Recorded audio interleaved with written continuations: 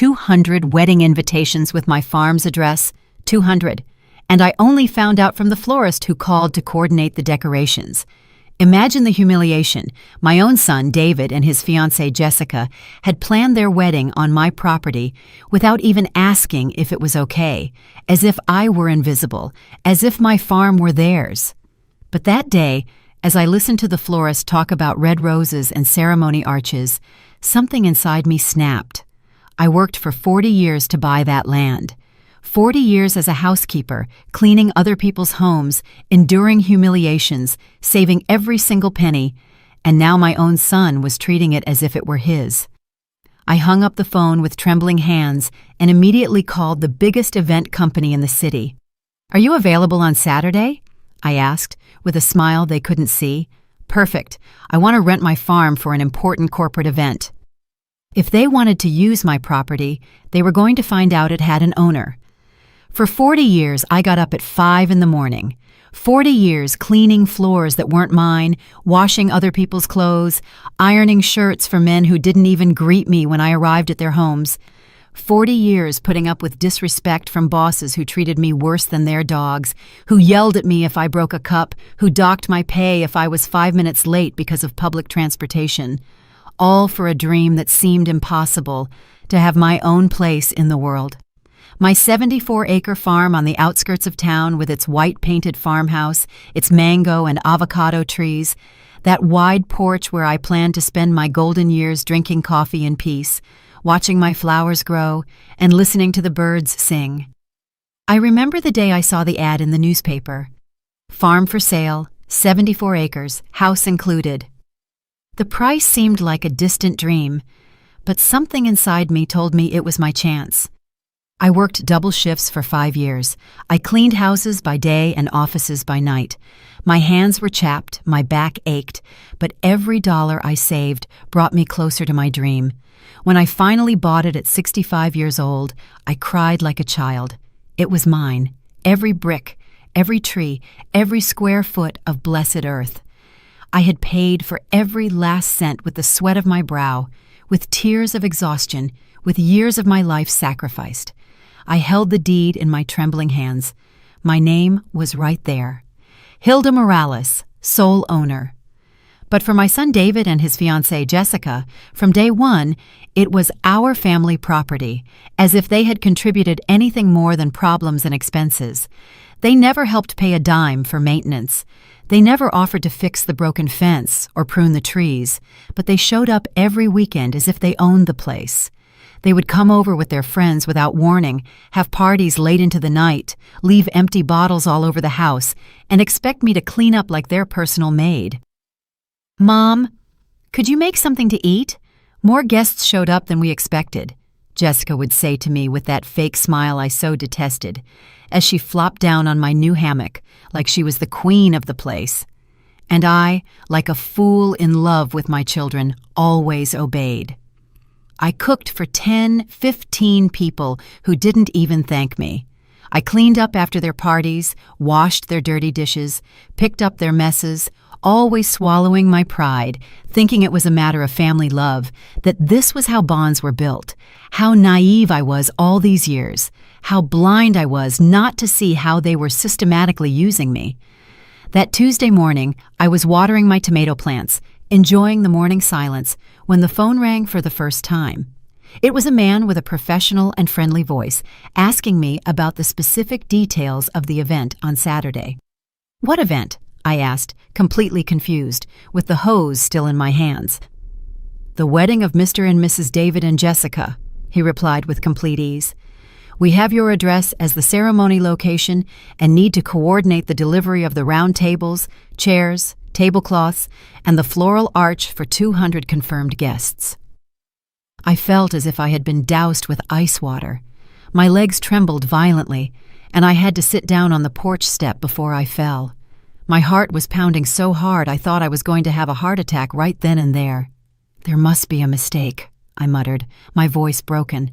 But in the depths of my soul, I knew there wasn't.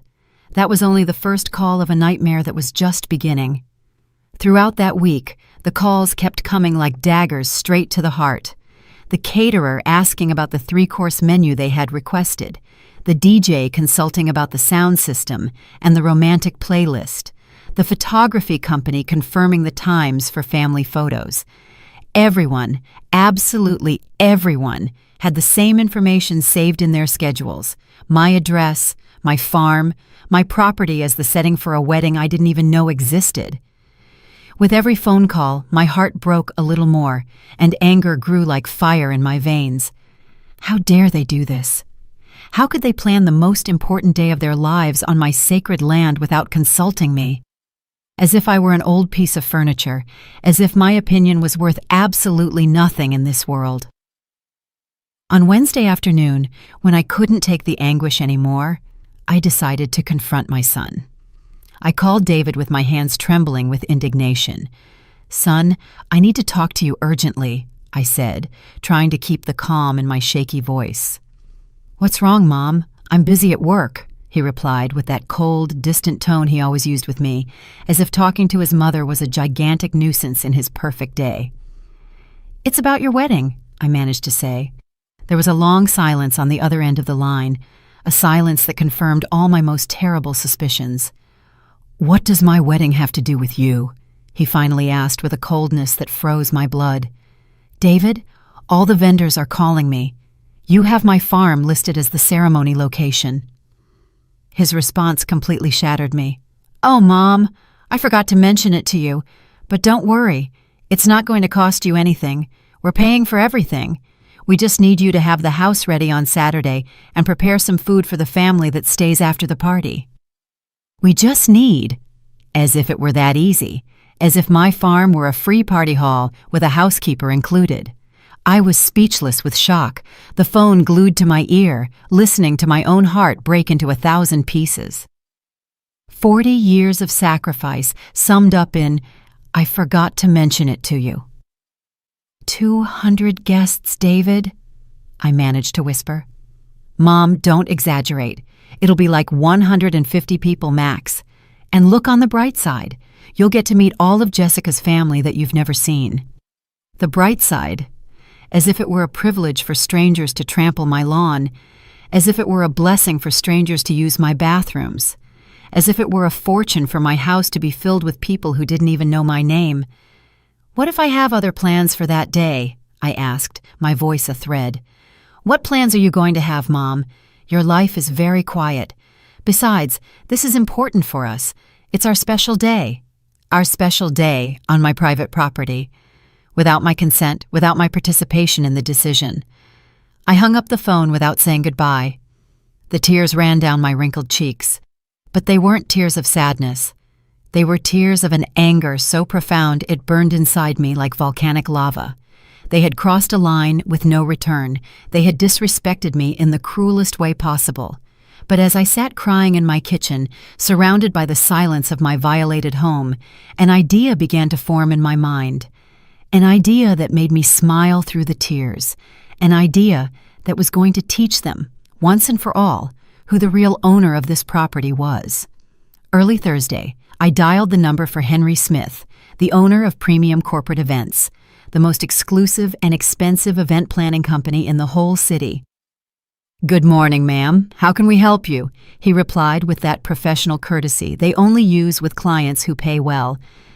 "I want to rent my farm for a corporate event this Saturday," I said with a confidence I didn't know I had.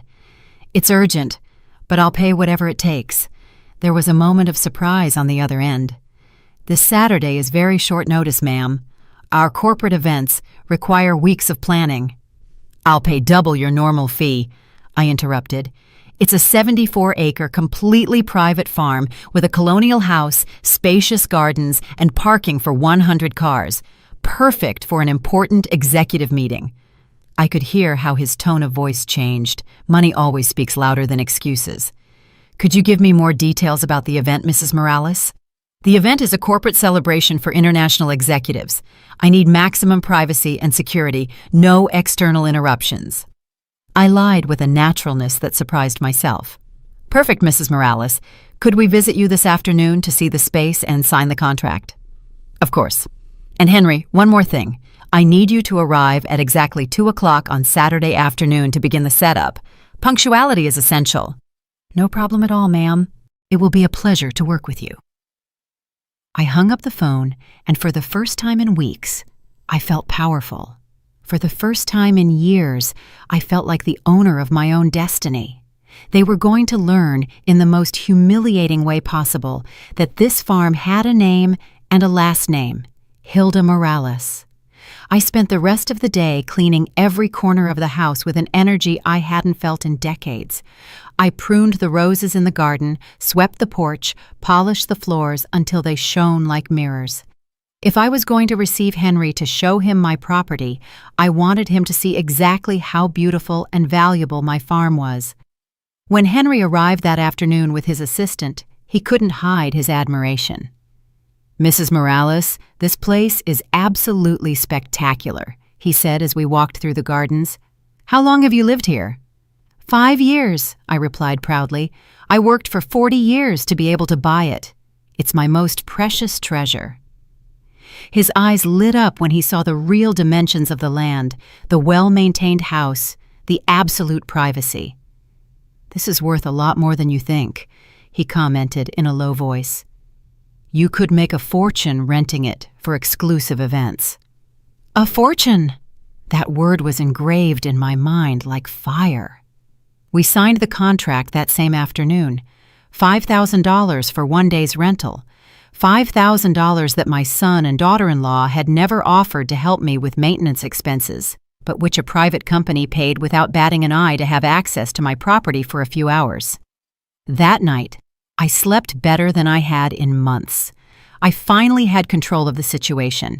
I was finally going to show them who was in charge of this house, but what I didn't know was that this was only the beginning of a war they themselves had declared. On Friday morning, I woke up with a strange feeling in my chest. It wasn't fear or anxiety. It was something completely different. It was power. For the first time in 5 years since I bought the farm, for the first time in decades of being treated as a housekeeper by my own family, I had absolute control of the situation, and that feeling was intoxicating, like the best wine in the world. I made myself a strong coffee and sat on the porch to contemplate my kingdom, because that was exactly what it was. My kingdom, my empire, my little piece of heaven that I had fought for with blood and tears. The mango trees swayed gently in the morning breeze. The flowers I had planted with my own hands filled the air with a sweet scent, and the silence was so absolute I could hear the beat of my own vengeful heart. But the peace didn't last long. At 9 o'clock, the phone rang with the insistence of an emergency alarm. It was Jessica, and from the first second, I knew something was wrong from the hysterical tone of her voice. "Hilda, I need to talk to you urgently," she screamed without even greeting me. "What's wrong, Jessica?" I asked with a calm I didn't feel inside. "The florist just called me. He says he can't get into the farm tomorrow because there's another event scheduled. He says someone else rented the place for the same day." Her voice cracked between desperation and fury. "That must be a mistake, Jessica. They probably got the address confused." "It's not a mistake, Hilda. The caterer and the sound company called too. They all say the same thing, that there's a corporate event scheduled from 2 o'clock in the afternoon."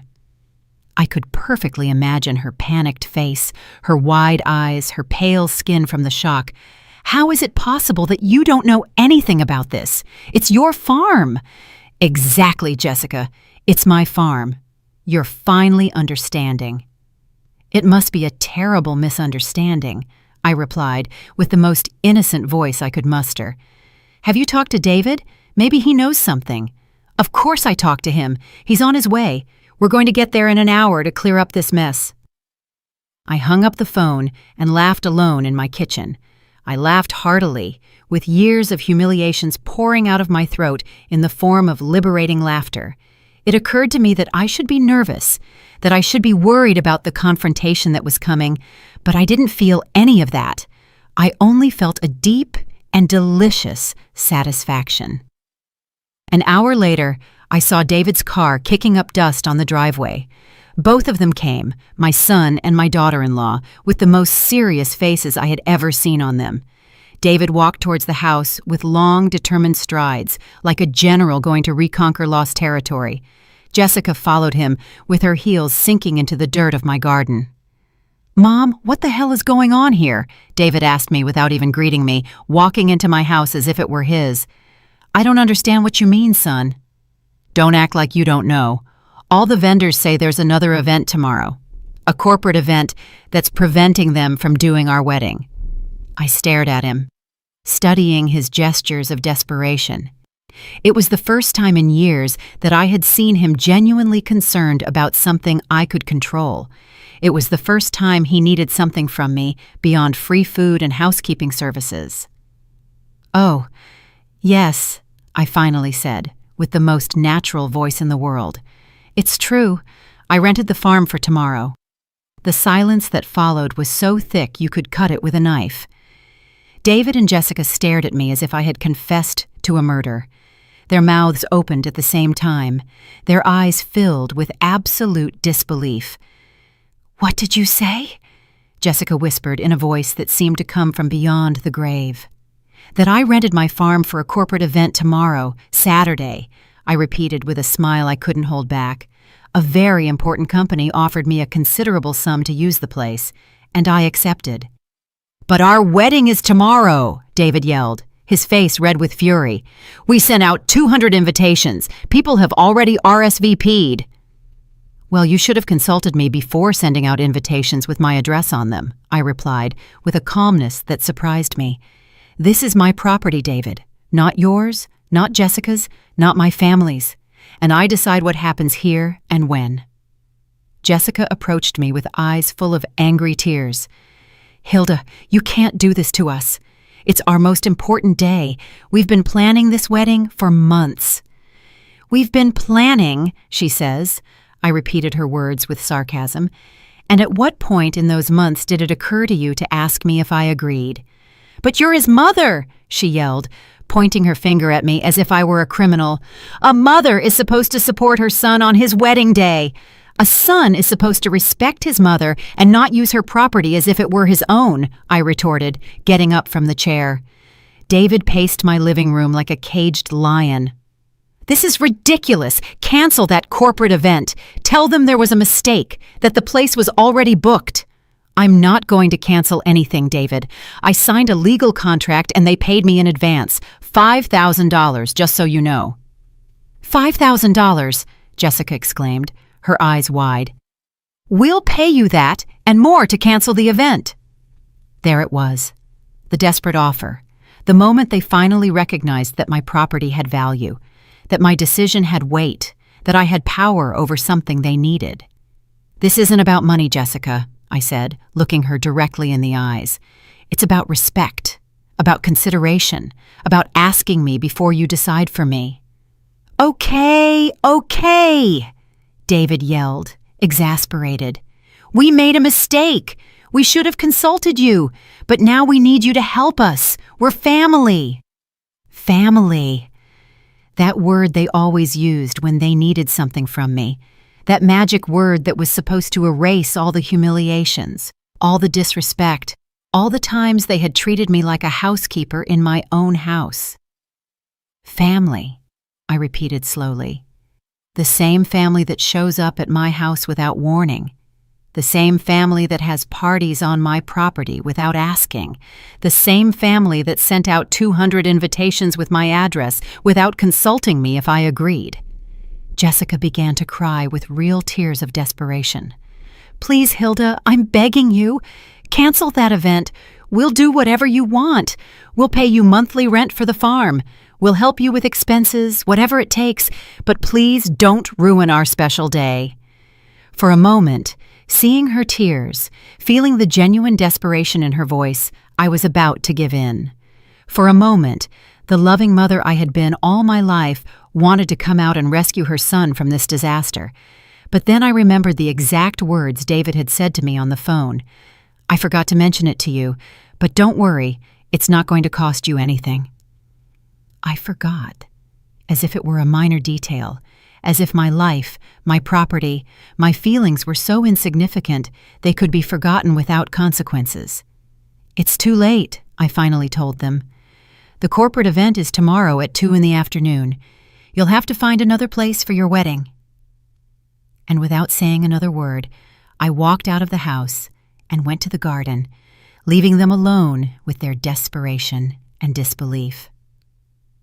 But this was just the beginning of the lesson they had to learn.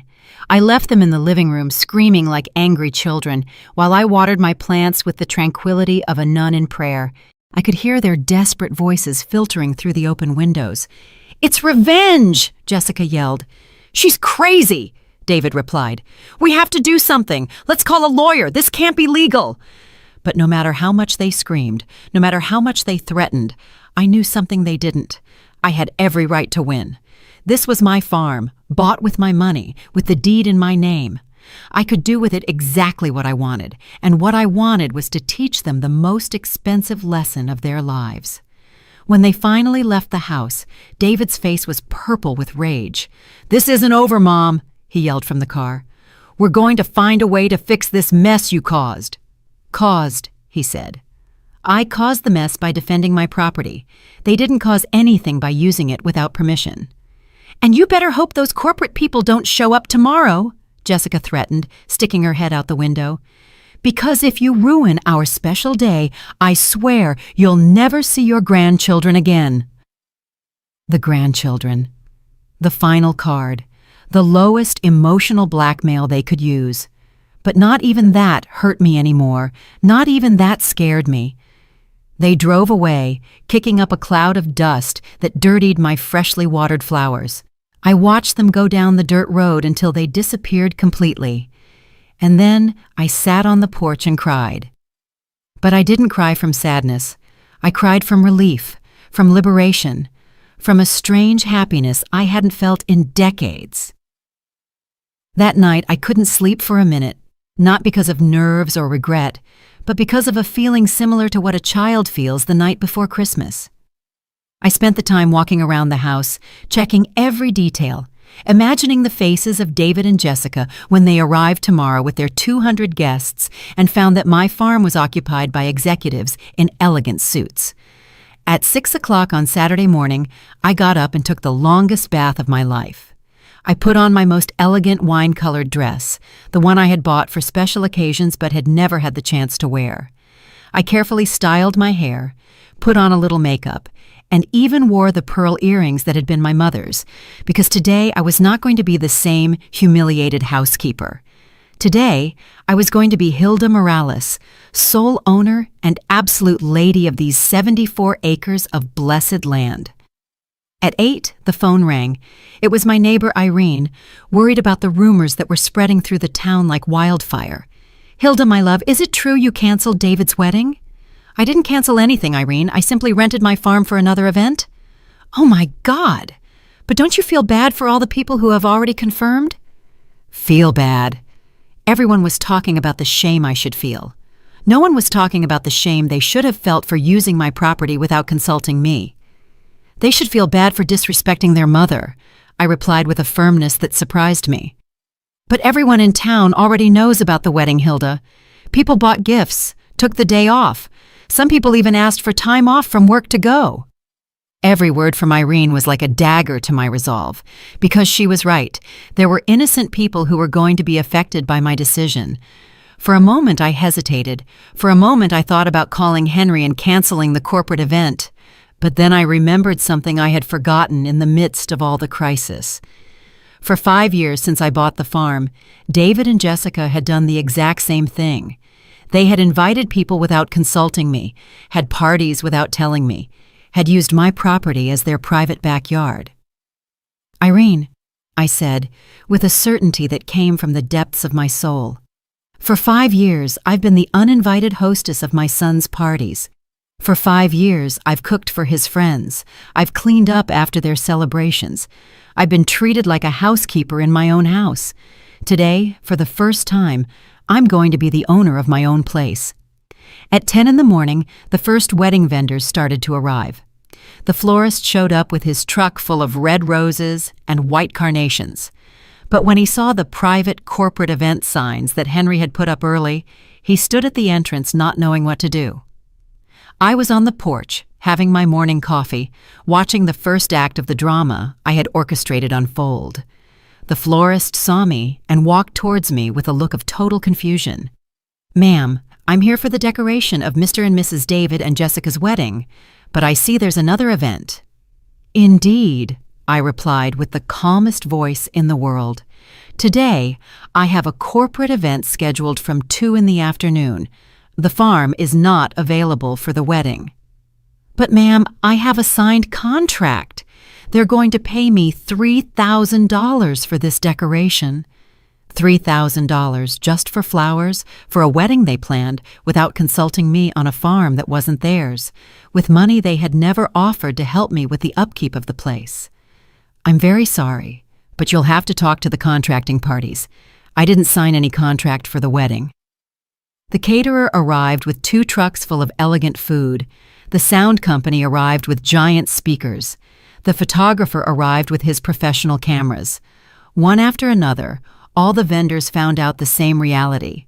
The farm was occupied by another event, and the wedding would have to find another place. At 11:30, Henry arrived with his premium corporate events team, 25 people dressed in black, moving with the precision of a symphony orchestra. In 1 hour, they transformed my garden into an elegant outdoor ballroom with round tables, white tablecloths, sophisticated centerpieces, and a stage for corporate presentations. "Mrs. Morales," Henry said to me, admiring the result, "your farm is perfect for this type of event. If you're interested, we could set up a monthly contract. We have clients who would pay very well for a place this exclusive." A monthly contract. Regular income. Financial independence. For the first time in my life, my farm was not only my home, but also my source of income.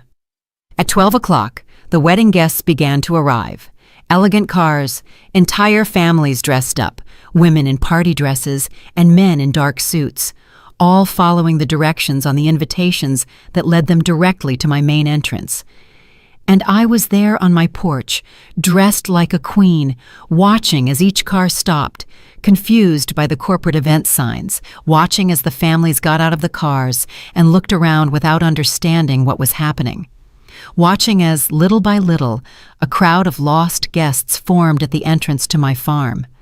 Some approached me to ask, "Excuse me, ma'am, do you know where David and Jessica's wedding is?" "I'm afraid it can't be held here today," I replied courteously. "The farm is rented for a corporate event." The confused faces turned to surprise, then to indignation. "But how is that possible? We received the invitation with this address." "You'll have to talk to the bride and groom. I'm just the owner of the place." At 2 o'clock, the executives for the corporate event arrived. 50 impeccably dressed men and women in new cars, treating me with the respect and courtesy that a successful businesswoman deserves. "Mrs. Morales, thank you so much for allowing us to use your beautiful property," the CEO told me, shaking my hand with genuine admiration. And while the executives enjoyed their elegant meeting in my perfectly decorated garden, I sat on my porch to await the moment I had been imagining all week, the moment David and Jessica would arrive in their wedding attire and find out that they could no longer dispose of my life as they pleased. At 2:30 in the afternoon, just as the executives were starting their corporate presentation in my garden, I saw a caravan of white cars decorated with silver ribbons appearing on the dirt road. My heart sped up like a war drum. It was the wedding party, the main car with the bride and groom, followed by the groomsmen, bridesmaids, and several close family members. From my privileged porch, I could perfectly see the scene unfolding like a dramatic play. David's car stopped at the main entrance, and he got out first, looking very elegant in his black tuxedo, but with a panicked look that brutally contrasted with his formal attire. Jessica got out after him, and I must admit she looked beautiful in her ivory wedding dress, with that endless train and that veil that had cost more than I earned in 3 months when I was a housekeeper. But her beauty completely vanished in the face of the absolute horror she had on her face when she saw the reality of my garden. 50 elegantly dressed executives occupied the round tables she had dreamed of for her wedding. A corporate presentation was being projected on the giant screen where the wedding altar should have been.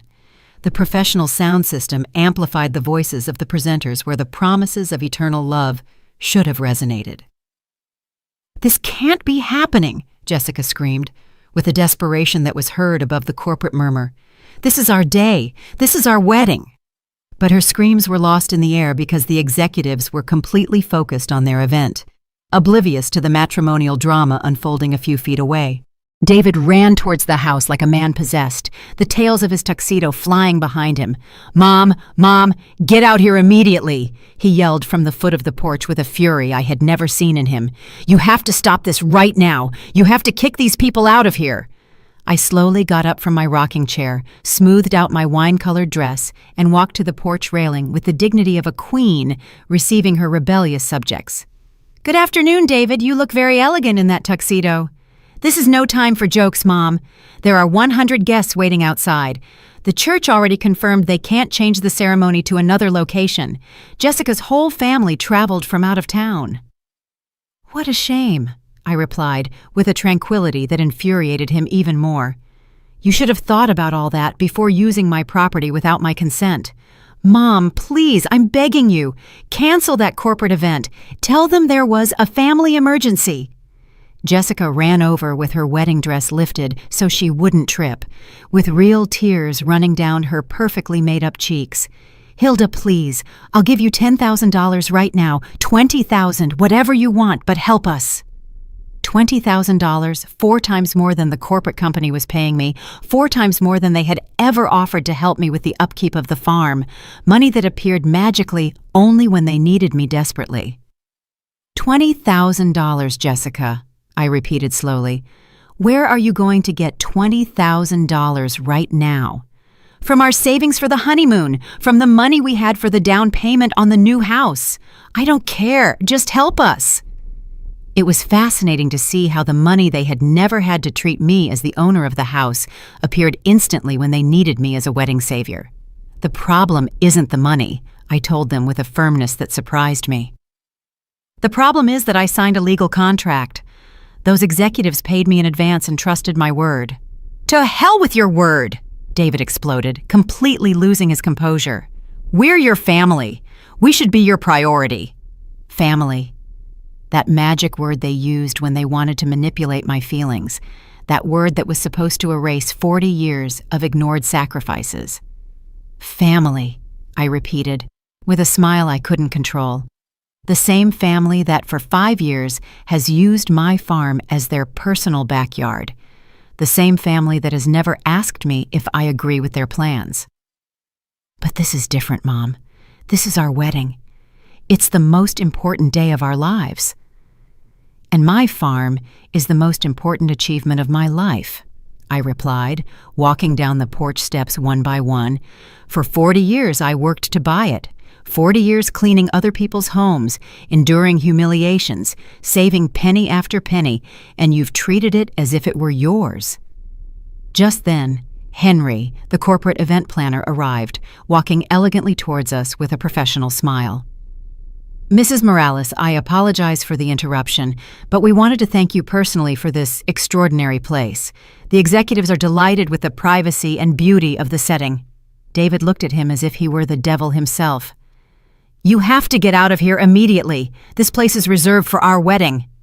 Henry looked at me confused, waiting for my explanation. Henry, this is my son and my daughter-in-law. It seems there was a misunderstanding with the dates. A misunderstanding? Jessica yelled, her voice breaking. It was no misunderstanding. She rented the farm knowing perfectly well that it was our wedding day. Henry frowned, beginning to understand the family situation unfolding in front of his professional eyes. Mrs. Morales, he said with all the diplomacy possible, if there is a family conflict, we could consider moving our event to... There is no conflict, I interrupted him firmly. You have a signed and paid contract. Your event continues exactly as planned. Henry's face showed respect and admiration. In the business world, a given word and a signed contract were sacred. Perfect, Mrs. Morales. It's a pleasure to do business with such a professional person." And he walked away, back to his event, leaving us alone with the family tension that cut the air like a knife. David stared at me with a mixture of disbelief and something that looked dangerously like fear. For the first time in his life, he was seeing his mother as something more than the family's housekeeper. For the first time, he was understanding that I had power, my own will, and the ability to say no. "What are we going to do with all the guests?" Jessica asked in a broken whisper. "What are we going to tell them? How are we going to explain that Grandma canceled the wedding?" "I didn't cancel anything," I clarified for the umpteenth time. "You organized a wedding on someone else's property without consulting the owner." At that moment, more guests' cars began to arrive, entire families getting out, confused, children dressed up running around the parking lot, grandparents with canes wondering where the ceremony was. The chaos multiplied exponentially with every minute that passed, and I was right there in the eye of the hurricane, feeling more powerful and more in control of my destiny than I had ever felt in my 70 years of life. But what David and Jessica didn't know was that this was just the beginning of the lesson they had to learn about respect, consideration, and the consequences of treating their mother like a housekeeper. The situation became more chaotic with every passing minute. The wedding guests crowded at the entrance to my farm like a confused mob, some indignant, others worried, all without understanding what the hell was going on with the ceremony they had come to witness.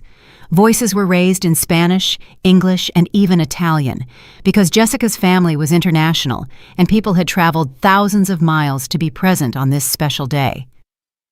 "But where is the wedding?" asked an older lady with an Italian accent, dressed in a very elegant pink suit. "Why are there businessmen where the altar should be?" A group of David's cousins argued among themselves, some blaming the bride and groom for the disorganization, others trying to find logical explanations for the inexplicable. Jessica ran from group to group like a chicken with its head cut off, trying to explain the inexplicable with her wedding dress dragging in the dirt of my garden. "It's a horrible misunderstanding," she would say, her voice breaking. "My mother-in-law had a problem with the dates. We're trying to fix it." But each explanation sounded more desperate than the last. David, for his part, had completely lost the elegant composure a groom is supposed to have on his wedding day. His hair was messy, his tie was crooked, and he paced back and forth like a caged lion, talking on the phone with a desperation that was pitiful. "I need a place for 200 guests. Now! I don't care about the price, it's a family emergency." But it was Saturday afternoon, and all the event halls, hotels, and elegant restaurants already had their own celebrations scheduled. No one could accommodate 200 guests at the last minute, especially not for a complete ceremony with decorations, sound, and catering. Meanwhile, I remained on my porch as a privileged spectator of the most satisfying play of my life. The executives of the corporate event continued with their meeting, completely oblivious to the family drama unfolding a few feet away, focused on their business presentations and professional networking. From time to time, a wedding guest would approach me directly to ask what was happening. "Excuse me, ma'am, do you know where the ceremony will be held?" "I'm afraid you'll have to ask the bride and groom," I would reply with the most polite courtesy. "I am only the owner of the farm, and today it is rented for a corporate event." The look of confusion on each person's face was a masterpiece. They didn't understand how the groom's grandmother could not know anything about her own son's wedding. They didn't understand how it was possible that there was another event in the same place and on the same date. They didn't understand anything, and that confusion was exactly what I had planned. At 3:30 in the afternoon, Father Thomas, the priest who was going to officiate the ceremony, arrived. He was an older man, about 60, with that infinite patience that priests develop after decades of dealing with family dramas. He got out of his black car, saw the chaos, approached David directly, and put a hand on his shoulder. "Son, explain to me what's going on here." David completely broke down in the presence of Father Thomas. It was as if the figure of religious authority made him revert to the Catholic boy he had been, the boy who didn't dare to lie in confession. Father, my mom rented the farm for another event. We didn't know. We didn't ask her. Father Thomas looked at me with those wise eyes that have seen everything in life. He walked slowly to my porch, went up the stairs, and sat in the rocking chair next to mine. "Hilda, right? I'm Father Thomas. Can we talk for a moment?" "Of course, Father." I liked his approach. He didn't come in yelling or demanding like David and Jessica. He didn't try to manipulate me emotionally. He simply wanted to understand the situation from my perspective. "Tell me what happened here," he said with that quiet voice that confessors use. I explained everything to him from the beginning. The 40 years of work, the 5 years of being treated like a housekeeper on my own farm, the parties without invitation, the wedding planned without consulting me, the 200 invitations sent out with my address without my knowledge. I told him everything with the honesty owed to a man of God. Father Thomas listened in silence, nodding from time to time, without judging them or me. When I finished talking, he remained silent for several minutes, looking at the garden where the executives were enjoying their corporate event, while the wedding guests remained confused in the parking lot. "I understand your pain, Hilda," he finally told me, "and I understand that you feel disrespected. But I also understand that there are 200 innocent people who came with the best intention of celebrating your son's love. Father, I didn't create this situation. I only defended my property. I know, my dear, and you have every right to defend what is yours. But now we have to think about how to solve this in the most Christian way possible." I liked that he didn't judge me, but I also didn't like the implication that I had to be the one to solve the problem that others had created. "What do you suggest, Father?" "Well, the corporate event is already set up and you have a legal contract. We can't interrupt that. But perhaps we could use the area in front of the house for a small ceremony, just with the closest family, and then find a restaurant for the celebration." It was a reasonable proposal, I must admit, but there was a problem. Accepting that proposal would mean rescuing David and Jessica from the consequences of their own decisions. It would mean teaching them that they could disrespect their mother, because in the end, she would always rescue them. "Father," I said, looking him directly in the eyes, "for 5 years, I've rescued my son from the consequences of his decisions. I've cleaned up after his parties. I've cooked for his friends. I've allowed him to treat my house as if it were his. And every time I rescue him, he learns that he can do whatever he wants because Mom will always be there to fix the mess." Father Thomas nodded slowly. He was a wise man and perfectly understood the moral dilemma I was facing. "And what do you think should happen now?" "I think my son needs to learn that decisions have consequences, that he can't use other people's property without permission, not even if that person is his mother." At that moment, Jessica ran towards the porch with her wedding dress dirty from the dirt and tears running down her cheeks.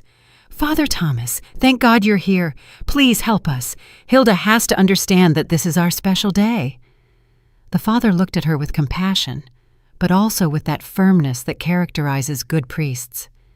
"Jessica, my dear, before we talk about special days, we need to talk about respect and consideration for others. It is true that you planned this wedding without consulting Mrs. Hilda." Jessica fell silent with her mouth open, not knowing what to say, because the truth was indefensible, and she knew it. "It's just that we thought she was family. We didn't think it was necessary." "You didn't think it was necessary to ask the owner if you could use her property?" the priest insisted, with that infinite patience that disarms more than any shouting.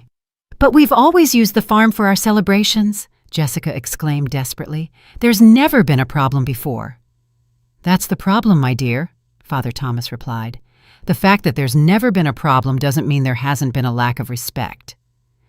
And at that moment, seeing Jessica's face confronting the truth in front of a man of God, I knew that someone else finally understood my point of view. Someone else saw what I had been feeling for 5 years, being treated like a housekeeper in my own house. But the lesson was just beginning. Father Thomas stayed with us for a whole hour, mediating between the desperation of the bride and groom and my unshakable determination. It was like a spiritual referee in the strangest ring in the world, a 70-year-old grandmother against her own son on his wedding day. But while we were talking, something incredible began to happen. The executives from the corporate event began to notice the drama unfolding a few feet from their professional meeting. At first, they tried to politely ignore it, but it was impossible not to see a bride in a white dress crying uncontrollably while 200 confused guests filled the parking lot of my farm. Henry, the event planner, discreetly approached where we were. "Mrs. Morales, I apologize for the interruption again, but my clients are asking if they can help in any way. They see the family situation and feel bad about occupying the place on such an important day." For the first time since all this chaos began, I felt a pang of something akin to regret. These elegant professional executives were showing more consideration for an unknown family than my own son had shown towards me for 5 years. "It's very kind of you, Henry, but you have a paid and planned event. You shouldn't worry about our family matters." "Well, if you change your mind, we'll be here until 6 o'clock this evening. After that, the place is completely free." 6 o'clock this evening. That meant they could technically have some kind of nocturnal celebration after the executives left. It was a possibility I hadn't considered, and I saw Jessica's eyes light up with desperate hope when she heard those words. "Did you hear that, Hilda?" she asked me, her voice broken but hopeful. "We could have the ceremony after 6. We could have a candlelit evening wedding. It would be even more romantic." "Jessica," I replied gently, "the problem isn't the schedule. The problem is that you never asked me for permission to use my property." David then approached, and for the first time since this whole crisis began, he didn't have a look of fury on his face, but of something that looked dangerously like humility. "Mom," he said in a voice I hadn't heard since he was a child. "You're right. We made a horrible mistake. We disrespected you in the worst way possible." I remained silent, waiting to see if there was more than a superficial apology dictated by desperation. "We should never have taken it for granted that we could use your farm without asking. We should never have sent out invitations with your address without consulting you. And we should never have treated you as if you were our employee instead of treating you as the owner of the house you are." His words sounded sincere, but I had heard apologies before. Whenever he needed something from me, David knew exactly what to say to soften my mother's heart. "And what will you do differently if I give you another chance?" I asked him directly. "We'll pay you monthly rent for using the farm on weekends," he replied immediately. "We'll consult you before making any plans that involve your property, and we'll treat you with the respect you deserve as our mother and as the owner of this house." Monthly rent, prior consultations, respect as the owner of the house. All the things I had wanted for 5 years, and which appeared magically only when they needed me desperately. "How much monthly rent?" I asked, more out of curiosity than real interest. $1,000 a month, he replied without hesitation. "And we'd take care of all the maintenance expenses, gardening, repairs, utilities whenever we're here. $1,000 a month plus expenses. $12,000 a year that they had never offered before, that appeared as if by magic when they needed me. Jessica then approached and knelt in front of my rocking chair, with her wedding dress spread over the porch planks like a white cloud. "Hilda, please, I swear to God we will never disrespect you again. I swear you'll be treated like the queen of this house, as you deserve to be treated."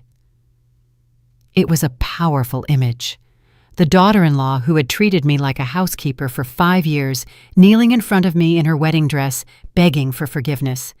It was the validation I had been waiting for decades without even knowing it, but I also knew something they didn't.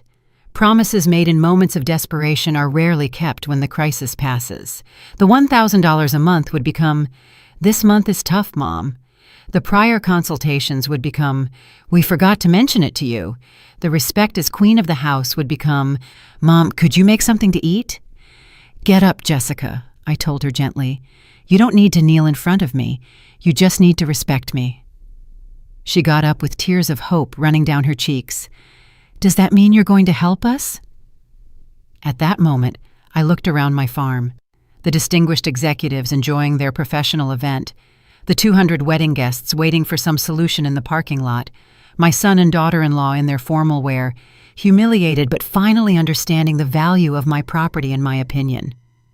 And for the first time in 5 years, maybe for the first time in my life, I had all the power in the situation. I decided what happened next.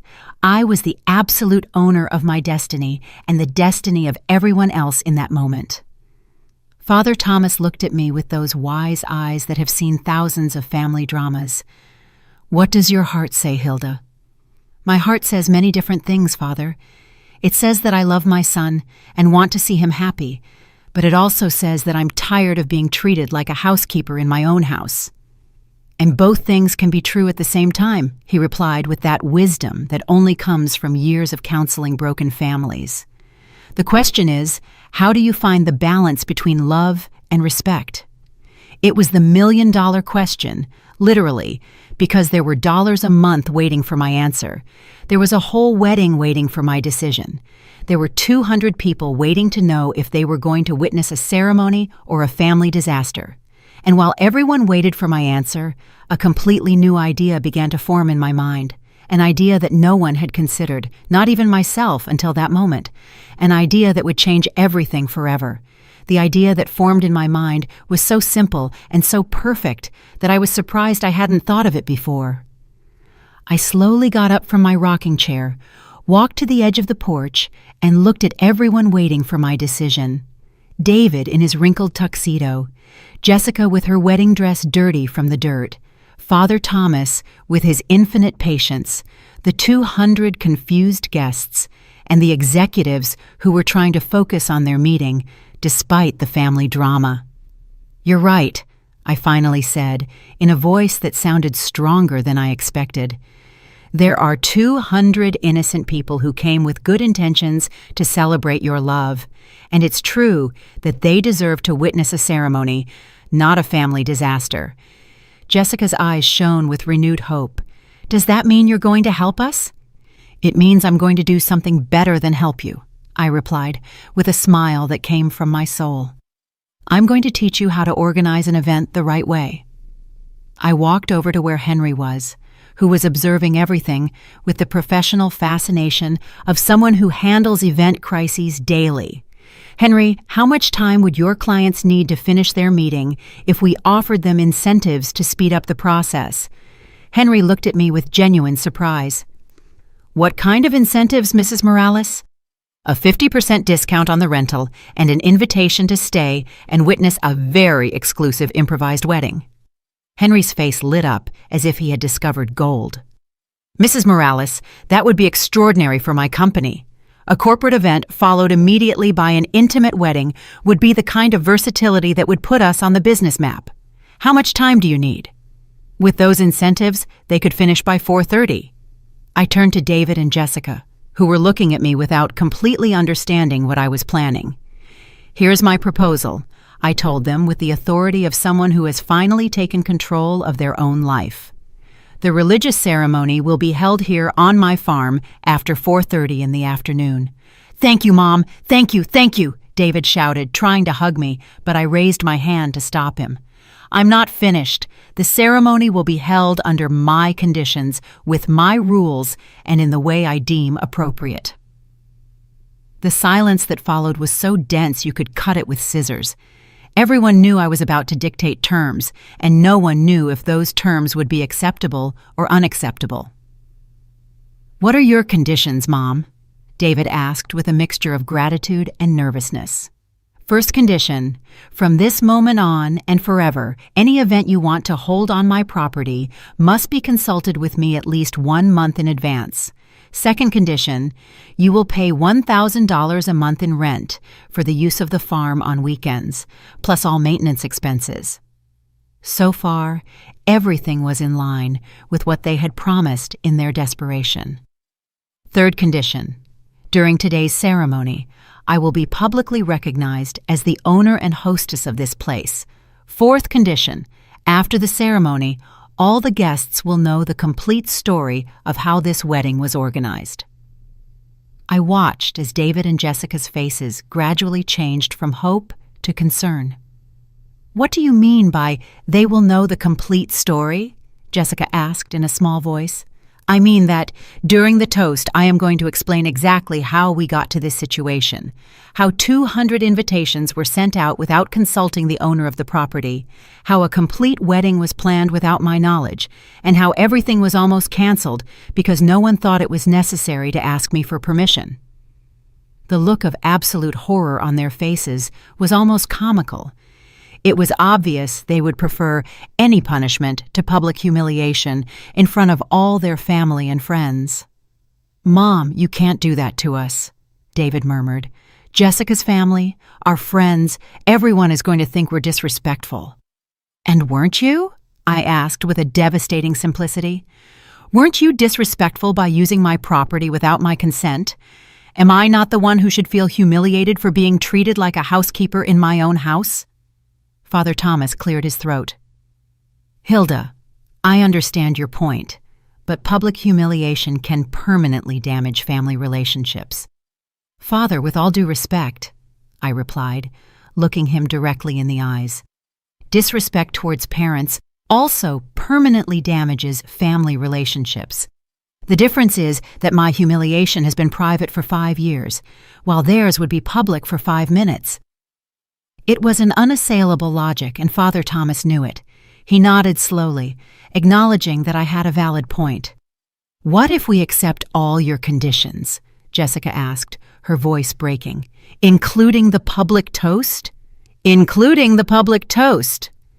Jessica and David looked at each other with that silent communication that couples have when they face difficult decisions. I could see them calculating mentally. It was better to have a wedding with public humiliation or to have no wedding at all. "Is there no way to negotiate the toast part?" David asked desperately. "We could do everything else, pay the rent, always consult you, recognize you as the hostess, but avoid the public speech." "No," I replied with a firmness that surprised me. "You either accept all my conditions or you can find another place for your ceremony." It was the moment of truth. The moment they had to decide if their pride was more important than their wedding, the moment they had to choose between temporary humiliation and the complete loss of their special day. Jessica was the first to break. Tears began to roll down her cheeks as she nodded slowly. "Okay," she whispered, "we accept all your conditions, all of them, including the toast." David looked at her in surprise, then looked at me, and finally he also nodded. "Okay, Mom, we accept." At that moment, I felt something I had never felt in my life. Absolute power mixed with poetic justice. It wasn't cruel revenge. It wasn't gratuitous malice. It was simply the natural consequences of their own decisions presented in a way that everyone could learn the lesson. "Perfect," I told them with a smile that came from the depths of my satisfaction. "Henry, please proceed to talk to your clients about speeding up the event. Father Thomas will need to reorganize the ceremony for 5 o'clock in the afternoon. David, go inform all the guests that the wedding will take place, but with a modified schedule." The machinery of organization was immediately put into motion. Henry ran to talk to the executives, who received the news with professional enthusiasm and personal curiosity. Father Thomas began to calculate times for the modified ceremony. The guests began to receive the information that there would be a wedding just later than planned. And I sat on my porch, watching as my farm became the setting for a wedding that would finally take place on my terms, with my rules, and with the public recognition that this property had a name and a last name, Hilda Morales.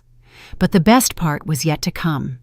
The part where all the guests would know the complete story of how a 70-year-old grandmother taught her son and daughter-in-law that respect is not negotiable, that consideration is not optional, and that mothers also have dignity. The best part was the toast I was mentally preparing, the speech that would be remembered for decades in all future family gatherings. At 5:30 in the afternoon, my farm was transformed into something I had never imagined. The executives had kept their word and finished their event on time, but most of them had stayed as special guests, fascinated by the idea of witnessing a family wedding after their business meeting. It was like having 2 events in one, and the mix of corporate elegance with family drama created a unique atmosphere.